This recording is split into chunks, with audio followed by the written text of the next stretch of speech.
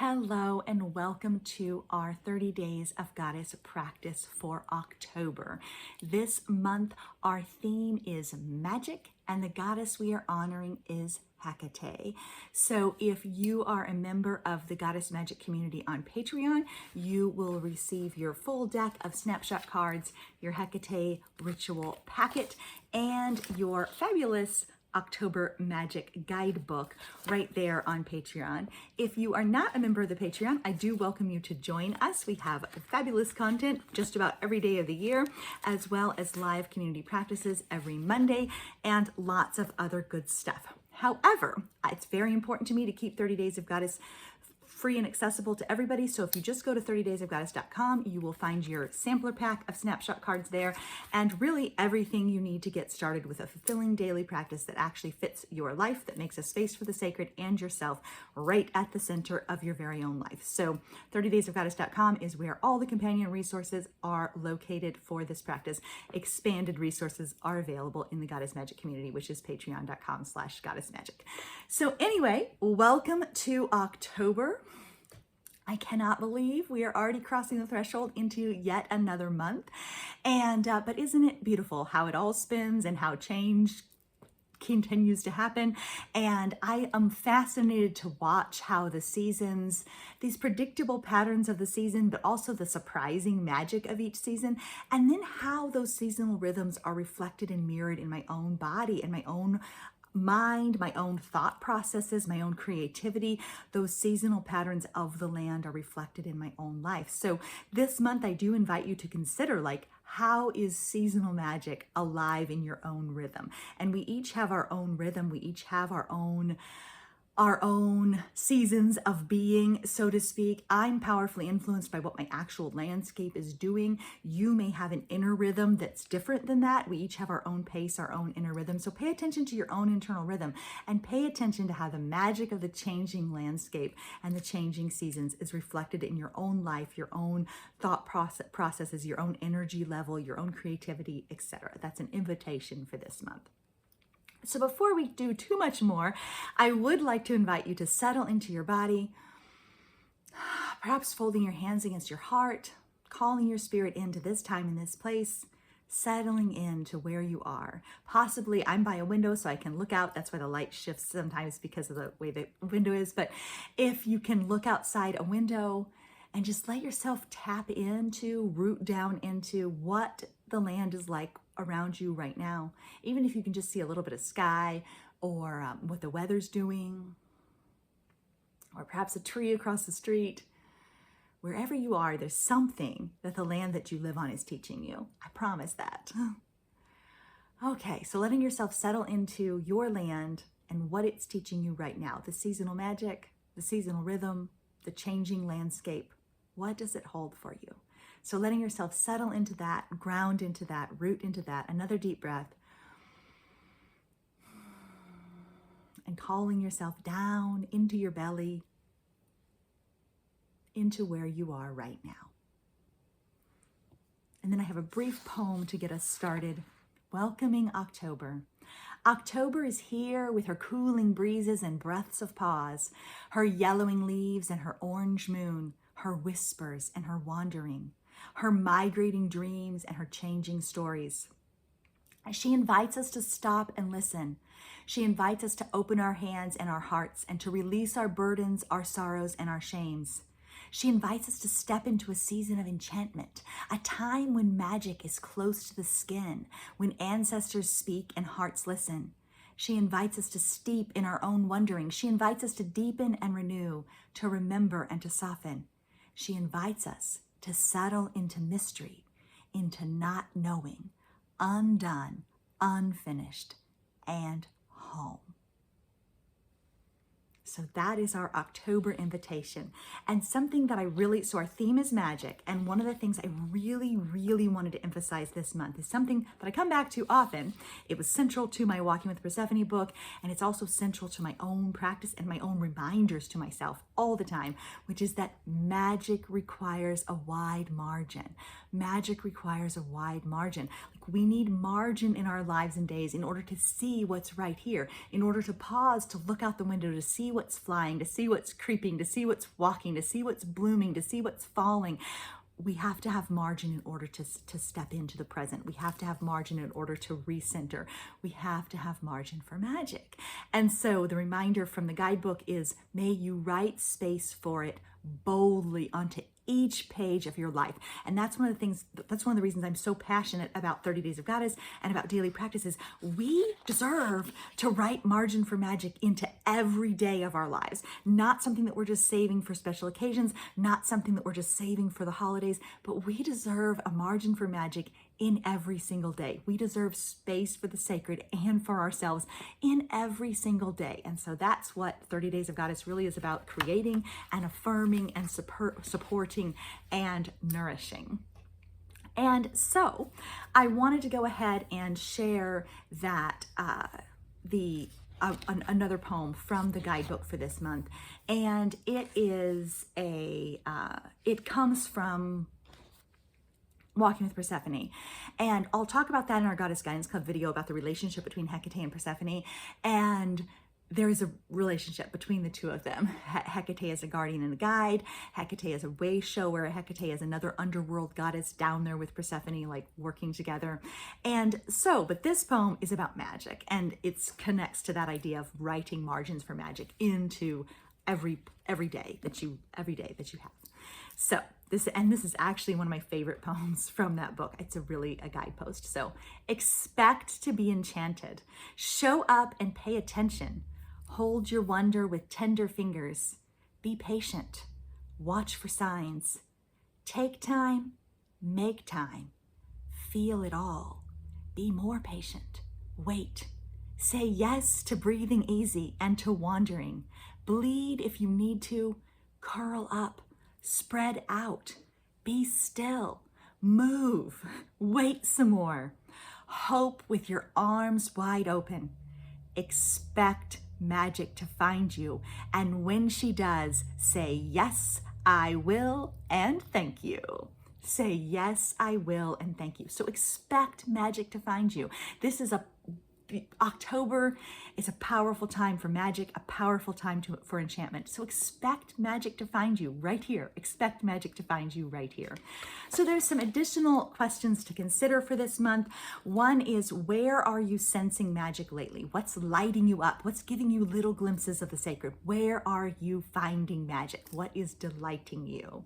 How does it feel to steep in your own magic? Do you know what I mean when I say that sensation of steeping in your own magic? Do you know how that feels? I joked recently with a patron a little while ago she joked with me about percolating and steeping, and whether those phrases, maybe there's a difference between coffee and tea drinkers in terms of what they identify with. So I always say steep, but also percolating is a good word too, like what's percolating within you. So how does it feel to steep in your own magic, or to let your magic percolate? How does it feel to know that your magic is in your own hands, that you have this magic in your own hands, that this power is in your own hands? And then, switching away a little bit from magic, how are you preparing for descent into the final part of the year? As we step into October, this is the dark part of the year. We're getting ready to step into cave time. We're getting ready to wind down. We're getting ready to go still. We're getting ready to rest, to retreat, to deepen and discover. So how are you preparing for that descent into the final part of the year? And again, connecting to last month, can you dip your toes into the current of magic that underlies your days? Can you dip your toes into the current of magic that underlies your days? Can you allow yourself a margin for magic? And if you feel like you're not, how might you build some margin for magic in? It can be very small. I find I take the same approach. I homeschool my kids. I take the same approach to the kids. They'll say, I don't think we have any time to do school today. And I say, guess what? We have 15 minutes though. And that means, 15 minutes moves the needle, and you will get done with a whole curriculum by taking 15-minute pockets when you find them. You really will. And I mean, obviously you need some days that are longer than 15 minutes, but sometimes they'll try to we're leaving in a half an hour. Do I really have to do anything? And I'm like, you can always do something in 15 minutes. And that's not to say you should fill. That's not the same as margin, because that's like filling everything in. But I feel that something that holds people back a lot of times is thinking, I don't have time to do this practice. I don't have time for a daily practice because it takes too much. It's too much, and I can't do everything that I want to do. Well, I am here to say that even 15 minutes can change your life. Even 5 minutes can change your life. Just a few minutes with my little Replenish devotional can change your life, can give you a sacred pause, can give you a moment with the sacred, can give you a little dollop of delight. Even just sitting down with this book or standing up with this book and reading the day's reading can be an encounter with the magic, can be an encounter with the sacred, and can start building a margin for magic in your life. So don't let the not enough time stop you from creating something that nourishes you, because even 15 minutes can be very, very powerful. And it can, in 15-minute increments, kind of a life is made. In 15-minute increments, a life is made. And so anyway, your margin can be that. Obviously, we want to build more than that, but it can be that. Another question is, what do you need to keep your magic strong and bright? Like, if you feel like your flame of magic is flickering, what do you need to keep it strong and bright? And then stepping into another theme for this month, how might you work with your ancestors? I do encourage you to pay special attention to your dreams this month and to those whispers from the ancestors. They can be your heart ancestors. They don't have to be ancestors of the body. They can be ancestors of the heart. They can be lineage ancestors of your wisdom teachers and way showers and truth tellers from your spiritual paths or your traditions and things like that. So these ancestors of heart, body, and spirit, how can you work with or listen to them this month? So that is another question to consider. And then I have a couple of quotes that I wanted to share with you as well. There's some practice ideas for the month in the guidebook as well, but there's some quotes to consider from that. And one is from Nora Roberts, and I love this one. I love everyday magic, as you know. Magic exists. Who can doubt it when there are rainbows and wildflowers? Who can doubt it when there are rainbows and wildflowers? Exactly. The music of the wind and the silence of the stars. Anyone who has loved has been touched by magic. It is such a simple and such an extraordinary part of the lives we live. So I love that. Magic exists. Who can doubt it when there are raindrops and wildflowers and rainbows and wildflowers? And then Ansel Adams, who my grandma used to like Ansel Adams' work. And so I have like some pictures and things from him that I got from her. And so there's a quote from Ansel Adams as well. I believe the world is incomprehensibly beautiful, an endless prospect of magic and wonder, an endless prospect of magic and wonder. It's right there. It's right there. We just have to have margin in order to see it. And then there are two more, and this is switching topics again. I keep switching back and forth thematically. There's two quotes about crossroads. And so Hecate is a goddess of the crossroads. She's there at the crossroads. I have a story that I'll share in the Goddess Guidance book in the Goddess Guidance Club video about kind of meeting Hecate at the crossroads, because we walk down on the road and there's a crossroads there. And so there's two crossroads quotes about this. And so I've been talking a lot. If you watch any of my other videos, you know I've been talking a lot about being at the crossroads of choice and change, about being at the threshold, about crossing over the threshold. There's lots of that in the air right now at this time of year. There's thresholds, there's crossroads of choice and change, there's crossroads of choosing, there's crossroads of being and becoming, there's crossroads of transformation. There's these crossroads and thresholds right here, inviting us in, inviting us to continue journeying, inviting us to keep unfolding. And so two crossroads quotes, one from Joanna Powell Colbert in the Gaian Soul Seasonal Practices for Hallowmas. And I had copied this from a while ago, so I'm not actually sure. I think that was a class that she was doing, or it was part of her newsletter. So I'm not fully sure of the complete attribution, but it does come from Joanna Powell Colbert of the Gaian Tarot, which I just love so much. I love her stuff. And she has an awesome Substack, which is called, oh my gosh, something in Cedar. Can't remember. C in Cedar? Maybe, but it's a great Substack. I pay to be one of her Substack members. And so I've just loved her work for so many years. But here's the quote about the crossroads. We arrive at a crossroads on our path through the woods, and we have the choice of 3 ways to go. Is that a mantled figure with silver hair gleaming in the moonlight that we see standing there? Or is it a snag of old twisted deadwood? A bony finger is lifted to point the way. We have heard it said that Hecate, the great crone herself, is always found where three paths come together and always at the crossroads of our lives. Come, listen closely. Can you hear Hecate's whispers on the wind? And then one from Jean Shinoda Bolin from Goddesses and Older Women. If a woman stays, and this could be any person, if a woman stays at the crossroads until she knows intuitively which direction to take, she emerges renewed and replenished. So we can stay at the crossroads until we know which way to go. And I would say that we do know which way to go. Like if we can let the other things fall away, if we can let cultural programming and to-do lists, if we can let those other things fall away, we usually find we do know which way to go. But sometimes it's scary to go that way, but we do know which way to go. And so if we wait until we know which way to go, we can emerge replenished and renewed. We emerge replenished and renewed. So I loved those crossroads quotes as well. And then I had, so thinking about crossing and the threshold and going on the crossroads, I had another poem from the guidebook about setting forth, because I feel like this is, we've stepped out of the cauldron, we hear the call of the cave, but here we are, like at the crossroads, moving forward. And so this one's called Setting Forth. As the wild yearning grows, we set forth, our blessing baskets in our hands.